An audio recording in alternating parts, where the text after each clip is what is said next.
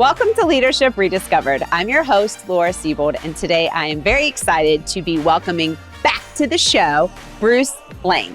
Bruce Lane is a seasoned executive with more than 35 years experience helping organizations from $500,000 to $5 billion make things better and get things done.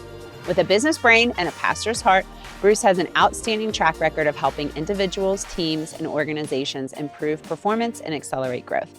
Bruce is currently a chair advisor for Convene in West Virginia, Southwestern Pennsylvania, and Western Maryland, where he coaches leaders around business and life challenges and leadership issues from a faith-based perspective. He is also president and chief growth officer of Lane Performance Group, where he helps organizations, teams, and individuals accelerate growth and improve performance through executive advising, executive coaching, and executive consulting. Finally, he is the executive pastor, a lot of executives, executive pastor at Chestnut Ridge Church, where he oversees the day-to-day ministries and functions of the organization. Bruce received his MBA from the University of South Florida and his BA from Marietta College. And he was also on episode 3. Yes, I was. Of Leadership in the early days. Episode 3. So by all means, please, if you've not listened to that episode, Bruce Lane, please enjoy episode 3, because today's episode is going to be a little bit different. It is. And can I tell the competitor story before we get started? Well, you know, one thing, again, thank you for having me back. Yes. Apparently, it was okay, but yes, it was more than okay. For listeners out there, I don't know when this is going to be played, but I want to say happy anniversary. It was a year, a little over a year ago, I think you launched this, and you have had so many great leaders or leaders who really were able to talk through how they lead. Mm-hmm. And it's all different, but it's all the same, right? It's all about that. So I just want to congratulate you and hope that this next year we'll continue to rediscover what's important as we talk about leadership. And I think one of the things we talk about today, coaching, right, is part of leadership. And it's, I think, a topic that when we understand it correctly can actually have great impact in our lives and the lives of others. Yes, absolutely. So, I agree. Well, that was thank you for having me back. Lovely. Thanks. I like that little intro that you did there and a little praise moment. I appreciate that. It has been an awesome journey, and I've enjoyed getting to know people. The format for today is a little bit different. Yeah. Instead of me interviewing you, which we've already done and would happily do that again. The focus of this session today is really just more conversational around coaching. And that is a shared passion that you and I both have. It's also a part of our business models. It's not the only thing that we do in our respective businesses. Is it a shared passion or a competitive passion? Oh, so I had to tell this story because I don't think that came up. I don't think you did it the first time, no. So many years ago, when I was putting my business plan together for my company, part of a business plan is you have to write down your competitors, which I use that term loosely because I don't really think of people like that. But I was trying to do the right things and write my good business plan. And so I started researching coaches and people that do leadership development in my area and came across Bruce Lane. I'm like, who's this Bruce Lane guy? So I wrote your name down, moved on. Several years later, didn't even make the connection that I got invited to be a part of Convene, which is an incredible organization. And Bruce is the chair and advisor of the chapter in this area. And as part of being a member of Convene, you get monthly coaching sessions. So Bruce Lane, my competitor, is actually my coach. Yeah. So. Which I think is hilarious. And I'd forgotten about the whole thing until, several months ago. I think I was just going through papers and I saw your name written down as a competitor. And cool fact, possible competitor. Same hometown. Yes. Centerville Elks, go Elks. Go Elks, Centerville, Ohio. Super random that we are both from the same town and never knew each other in Centerville. It was not until West Virginia. Yeah, very cool. All right, you're going to have to rein me in on this conversation because you know me as my coach. Unfortunately, you know me very well, and I could go on for days and days about coaching. But what is important to me around this topic and why I appreciate you being here and doing this with me is that I think when I come across people who ask questions like, what do you do? What's your business? And I mentioned coaching as part of it. The people who have had a great coach or a great coaching experience in the past, their face lights up and they're like, oh, I work with a great coach, or I've had a great coach. They they get it. They know what it is. They see the value. But then there's other people who maybe have not had a coach before, and they're kind of like, I don't really know what that is. I don't get it. And so or those that have had a bad coach. Yes. And don't really know what it means because maybe they associate it with like their high school football coach. Or they got screamed at or something. Yeah, exactly. So what's important to me is for us just to take a deep dive into what coaching is, what coaching isn't, how to know if you're a good candidate for coaching, and how to assess whether it's worth the investment, because it is an investment. So I think sometimes for people who have never done it before, it's almost a barrier for them to engage in a coaching relationship because they don't really know what they're getting into, and they're maybe afraid to spend the money and without in the work. I mean, it's work deep work. And they don't really know if they're going to get that return on their investment or not. So I also was hoping that maybe we could talk a little bit about we could do that, and maybe even give people like a sample of what coaching looks like. Maybe. Well, as your coach, I'd be happy to coach you. So. It's real easy. It's easy for me. All right, very good. So let's just dive into the definition of coaching. Okay. Let's start there. Okay. So are you going to give the real definition? I'm going to give the real definition. Okay. So this definition is from ICF, which is the International Coaching Federation. They are the gold standard in certifying coaches, right? And just, real quick, really anyone can call themselves a coach. Exactly. And so, which is fine, but ICF really puts in a certification process to say they give people basically a stamp of approval. It says this person has gone through the required educational training as well as practical experience, because you have to have at least 100 coaching hours before you sit for the exam. Exactly. Right? Then you have to do a whole bunch of it's a lot of hoop jumping through that you have to do, but it's in order for this designating body to say these people are legit, they've done what they're supposed to be doing, and they're not experts, but I mean they've put in the time and the work to do their job. And I think their sole purpose was when coaching started, it was the Wild Wild West. Still kind of can be. And they group came together and said, let's at least put in some, hurdles or hoops to make sure that these are the things that we see as important as coaches. Right. Want to make sure you do it. And then there's ethical practices too. Yeah, and that continuing you have to education follow. and all that. Yeah. So that ICF, so you may see, we can talk about this again when we're talking about looking for coaches and all of that. But if you see that ICF designation, that is someone who's gone through the hoops and the hurdles to become certified. All right. So ICF's definition is partnering with clients in a thought-provoking and creative process that inspires them to maximize their personal and professional potential. The process of coaching often unlocks previously untapped sources of imagination, productivity, and leadership. Great definition. What's your definition? When someone asks you, what is coaching? I think the key word in there was unlock. Yeah. I usually say it coaches help people help their clients get unstuck. When you boil it right down. And it's a opportunity to walk with them. I know we're going to talk about the differences of what coaching is and isn't, but it's really to help the client, the person that's coached, just get unstuck. Yeah. And we get stuck a lot.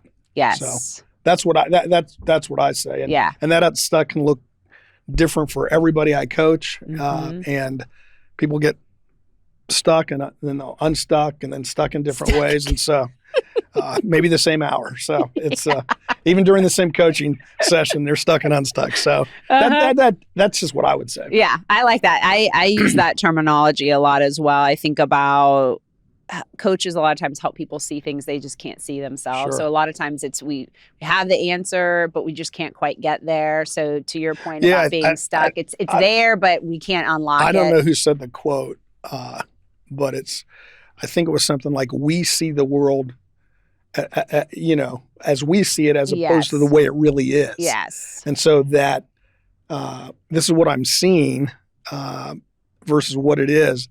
that's where they're stuck. And that's how a Mhm. coach can help them. Yeah. And it's a unlock little bit. partnership, and it's someone who is really actively listening to you, which I Yeah. feel like in today's world, how often do we feel like someone is just truly there Yeah. for the purpose of listening to us and trying to help us? Yeah, I was thinking about the better. scripture in James that says, be quick to listen and slow to speak. Mm-hmm. That's what a good coach does. Exactly. So, Very good. All right. So we kind of mentioned already, but a lot of different types of coaching. And Mhm. again, anyone can hang a shingle and say, I'm a coach. But if you think about, we've got executive, executive, leadership, leadership. business, career, career coaching, life coaching. life coaching. What would you say is the difference between like a leadership coach or executive Yeah. and a life coach? What would you say there? Well, it's funny because I used to draw a very distinct difference A or between B. the two. Yeah. And I think I've shared this story with you before, but I remember I was doing leadership coaching with someone, which is to me very business focused Yep. and career focused. And the person came into the session. We'd already had several meetings and knew each other pretty well. And she just came into the session and said, hey, I know I'm supposed to talk to you about leadership and career, but can I talk to you about something personal today? And I was like, yeah, sure. This is your time. Right. What do you want to talk about? And she said, I think I want to get a divorce. And I was like, oof, okay, we can talk about that. And in that moment, I already kind of knew it, but it really hit me full force that there's no separating Right. life from work or life Yeah. from leadership. That they definitely overlap. But to me, sometimes in the life coaching space, it might be more around personal goals that are important Sure. to you. It could be things like, I want to live a healthier lifestyle. Health coach. Yeah, as an example. Mm. Or I'm trying to achieve some sort of goal, like move my family to another state. Mm. And sometimes that overlaps with your career and your leadership and, Yeah. and being an executive. And sometimes it's But- a little bit different. And there's coaching for teams or groups at Yes. the or key leaders Yes. at a corporate side too. So Yeah. it's individual, corporate, a lot of different things. But I think the underlying what the coach does, how the coach coaches in and through all of those different ways is the same. Mm-hmm. Yeah. Mm-hmm. Absolutely. And I think a lot of times when people think about coaching, they may think about those sports coaches that they've had in the past. And that's not necessarily Right. what coaching is. I mean, a lot of times sports coaches are maybe yelling at you or telling you, hey, this is how you have to do this, Sure. because they're drawing on their expertise from a strategy perspective. Exactly. This is what you need to do when you're on the court, on the field, et cetera. And so they assume, oh, I'm hiring someone who's going to tell me what to do. Exactly. What's your take on that, Bruce? Well, it's that's not coaching. And not as coaching. somebody who does consulting Mm-hmm. and does mentoring Mm-hmm. and does advising Mm-hmm. on my executive, as you said, Yes, your executives. a lot of that is telling. Yeah. It's the pouring into Mm-hmm. by design. Yes. That's what you do as a consultant. Here's the problem. Here's what I need. Here's how you fix it. Yeah. Let me give you my expertise. Right. Exactly. Coaching is more of the drawing out. Mm-hmm. Right? It's not me telling you what to do, because really, I don't really know what the best option is for Yeah. you. Right. I'm not you. I don't know that. So, and that I think, and we'll talk about it when you're picking a coach. Mm-hmm. And I think folks that come from a consulting background into a coaching background, they really, and I've had to do this, really have to watch wanting to solve, because we want to, right? Yeah. I want to help you. You want So, to help. Yeah. it's, hey, here's my issue. Well, here's the 6 things you should do, dummy, right? And which one do you want to do? And now what do you want to talk about for the next 55 minutes, right? Exactly. Problem solved. We're Exactly. so It's efficient. so easy, But then I think about my own life and I'm like, why do I get stuck, right? I need somebody to help Yeah. draw out, and we can talk about how that happens, but Yeah. that I think is the difference between Mm-hmm. the consulting, the advising, the other, those type things, and then doing coaching. Yeah. Uh, I think the other overlapping area that I see a lot, or people ask questions about, is the differences between coaching and therapy and counseling. Therapy, yeah. And to me, well, first of all, what's interesting is there are therapists that go into coaching.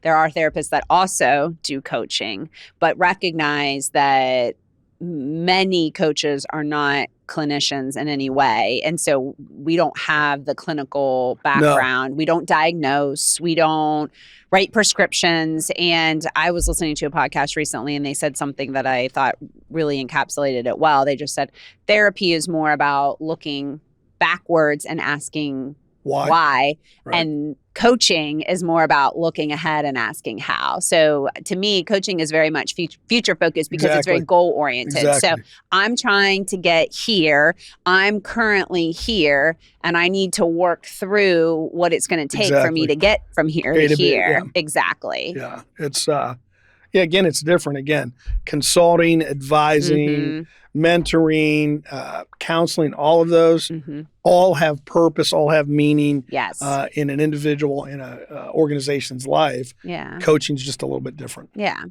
there's times, I mean, you're good with me. There's times where I'll say, can you just take your coaching hat off for a minute and just share? Sure. Because you do a lot of business coaching with me and you work with businesses. You've been in business a long time. So I respect the expertise that you have in that area. And what I try to do, I'm probably not 100% of that, in case I say is listening, is here are some things that worked for me in a similar situation. Yes. Put my coaching hat back on. Which of those resonates? And again, sometimes we do that because, again, it's just to get stuck. I mean, I remember early on coaching, it was a business coach, and somebody said, this is the issue. And I'm like, well, what about this? And nothing. I'm like, here's another great question I'm going to ask. Finally, they're like, I'm paying you. I just need the answer. And I'm like, okay. Well, I'm not going to give you the answer. Yeah. But looking at it from a different point of view got them unstuck to then. And their answer was way better. Right. I wouldn't say better. It was way different because it was them. It's them. And you want people to take agency and have that agency over their life and ownership over their life, because then if they just do what Bruce or Laura tells them to do and it doesn't go as well as they'd hoped, then it's like, well, my coach told me to do this and it didn't work. Well, I think that's why in a good coaching relationship, and I'll use the word client as the coachee. Yeah. When I'm coaching, what I try to do is keep focused on the client, not on the problem. Yeah. Because you and I both know, probably here's the problem, but that's not really the problem. Yeah. What's the problem underneath the problem? Or what do they really want to focus on? Or within a coaching session, they call it the dance, right? Here's how it started. But midway through, the aha came on, and it's like, oh, no, I got to veer this way. Yeah. So if I'm focused on the problem, then it's like, hey, we've got to have everything we can do, even with questions, to help solve this problem, draw it out of them. When it's like, let me focus on the client and help them figure out where they want to go. Yeah. Right? It's that dance. It's the back and forth. It's being tuned in. It's having enough emotional intelligence, myself as a coach, to say, this ain't about me. Right? Right. And as a coach, sometimes I was going to say in life, sometimes in life, I want it to be about me because I want to tell you how, show you that I can do this so that you get value. But the real value is questioning. Maybe we can talk about some of those questions to help the client get unstuck and have that trajectory going forward. Yeah. And I think that speaks to the value of it, though, because you're right. A client is probably really focused in their head on the problem. Our job as a coach is to be focused on the person and really all in, invested in them. And so we're able to sit and even just watch facial expressions, listen to tone, to be able to call out, and you've done this with me many times. And I have had some other coaches who are great at this as well. Hey, all of a sudden, well, your face really lit up when you were talking about that. Or you said you were talking about some project that you're working on and you were like, Yeah, and you were like, yeah. What's there? Going on? Yeah, what's there for you? And sometimes those are things that we don't recognize in ourselves. Yeah. And we don't even know that we got really excited when we were talking about this one thing, and then when we moved on to this other thing, that it's like. Well, I think sometimes when we're stuck, we don't give our permission to step out of the stuckness. Yeah, we're in the eye of the storm, the loop, right? Mm-hmm. And so I think that's where the coach, through questioning and through perception, just listening, can really help them see a new perspective. I think gain clarity, vision, about what is possible. I mean, just thinking, there's a number of times when I'll ask somebody, well, what do you want to talk about? And they'll say this. I'm like, well, what do you want to do? And they're like, I don't know. Yeah, tell me what to do, Bruce. Well, I don't know, right? Yeah. But then the next better question is, well, what could you do? Yeah. And they'll say something. I'm like, well, what else? And they'll say something. What else? So suddenly the client has come up with 3 or 4 things. Okay, which one of those of those 4 you've just said, which one of those seems most probable, or would you like to do? Let's talk about, Yeah. Would you like to explore that a little bit, or how do you want to go? Or yeah. And I didn't have anything to do with that other than changing the question. Yeah. And that's, I think, by listening, being able to be like, well, what about this? Yeah.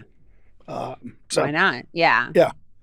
So you just kind of started down a road that I think would be helpful to talk about, and that's just, what does a typical coaching conversation look like, feel like? How do you frame that for people if you're trying to introduce them to coaching and explain what they can expect? Yeah, so I think it's when we're talking about that, it's really trying not to be all things and all people. I mean, you could send over the if I sent that definition, I probably would not sign the client, because I don't know that, right? I don't know what that means. Exactly. When we're talking about that, actually giving them some examples, right? Can help you with blind spots. It can help you gain clarity or whatever. And this is what it looks like. And many times I've said, let me just give you, and again, one of the things, let's make sure all coaching should be done in 100% confidence, right? Yes. We're not talking to, the relationship. If I'm talking to you about a situation after that, I'm not in my next coaching session be like, well, you know what? It's interesting because Laura just had that issue. Well, thank goodness for that. Well, yeah. Got a lot of material to go off of. Exactly. But it is, you can, like you were just talking about with that client who said, can I talk to you about a life issue, right? Yeah. It could be, I'm like, here's an example. Exactly. And in business, I'll give you an example. I was talking with one of my clients earlier this week. How are things going? And it was literally, I'm super overwhelmed. Got this, and this all right now. Got, timing of this, whatever. And you could just, as the individual was saying it, you could just feel the weight. Ugh. So I'm like, you want to talk about that today? Yes. Okay. So I said, of all the things you have going on, I just said, how would you rank them? 2 of the 3 things he said early on that he was busy with didn't even make the top 10. Oh, how interesting. So it was okay. And I said that to him. I'm like, that's interesting. And they're not on the top 3. And you got the, and so then the questions just was like, okay, so if these are the most important things, let's talk about these 3. Yeah. And suddenly it was unstuck because the individual was stuck because he just felt all of this. And that when that aha came out, it was like, you just saw, it's like, yes, wow. The weightlifting. Yeah. And then it was, okay, now he and or her, the client, was able to start processing. Yes. And so it's like, oh yeah, that almost like, why am I worrying about that? Yes. When that's not even on my top list to do. So, but I'm, using those examples because everybody gets overwhelmed, right? Another individual, may have been yesterday. What do you want to talk about? Time management. Partly on so many things to do. Yeah. Right. And I'm like, I think probably when you coached me, it was about time management, but okay. Start asking questions about that. And then it was like, okay. I'm like, so is it you don't have enough time or the quality time you have is, and Right. And so again, even being able to just give it little examples Yes. to somebody who's thinking about it, they get it. Yeah, sometimes it's just helping people define their own problem because they can't articulate. They feel the feeling of I'm overwhelmed or I am unsatisfied in some capacity. I'm not where I want to be. I'm not happy, and sometimes they can't even articulate why or what's causing it. And through questioning, aka thought-provoking and creative process, but really it's a question based process and coaching that draws out and starts to help people process, and it's giving them an open, safe space where they're being listened to and very much cared for. No. Oh my gosh. Yeah. There's no criticism. Why would you make that decision? Why did you do that? It was a terrible idea. Yeah. It's just, okay, let's talk about that. And I think it's interesting because most of the conversations we have at home, with friends, at work or whatever, are just the opposite of that. Because we don't give space, right? Generally, because we're like this with our kids. I'm like, I got into coaching after my youngest was in college, right? And I'm like, man, I wish I just had some of these tools. Yes. You know, and I don't know that you should ask Alex because I definitely catch myself. When I was going through certification, all that, my wife would be like, "Did you just have one of your coaching classes?" But if I'd known and been able to ask these questions rather than tell my kids or solve, knock on wood, none of them are off the rails right now, but it would have been a way better relationship. And I think that's the and I think one of your questions about, if a coach, I think if anybody would want to get coaching, whatever, with that coach, anybody that wants to do that, I'll do a free let's do a coaching session. So because sometimes I think they get the aha goes on while they're going through it, right? We can talk about coaching, but when you go through it, then it's that's the reason I need it. Yeah. That's the reason I could use it. Yeah, exactly. And to your point, we have different scenarios that cause us to be stuck. I remember when I was getting ready to go through my coaching certification, I would hear about coaches that would stay with people for years and years and years. And I was like, I think these coaches are taking advantage of people. This sounds ridiculous. Like it should be managed like a project, a specific beginning and end date. Let's work through your problem. And I remember going to, God bless my coaching instructors, because I would come to them with like, so we're just here to tell them what to do, right? And they're like, no, Laura, that's not what a coach is. And then I'd be like, and it should be for very much a specific period of time, right? And they're like, no, not necessarily, because as people continue to grow and evolve in their life and leadership and career journey and whatnot, their moments of stuckness change as well. Well, yeah, I mean, some are month to month, and it's a really good rhythm for the coach and the client. I'm working with a younger individual on career coaching, and probably we've partnered together. I don't know what else we could call it. I've been coaching him probably 2+ years, but it's not every month. Yep. There can be sometimes it's like, hey, and I've put the ball in the individual's court. So there's been months we've done 2, like every other week. And then it's like, I'm good for the next couple months. How about I just check in when I need you? I'm like, I'm fine. So there's seasons, there's different rhythms, there's different needs. Yes. And so I think that's the cool thing about coaching, that there's not one size that fits all. And everybody's a little different. This conversation was just too good for one episode. So join us next week for part 2.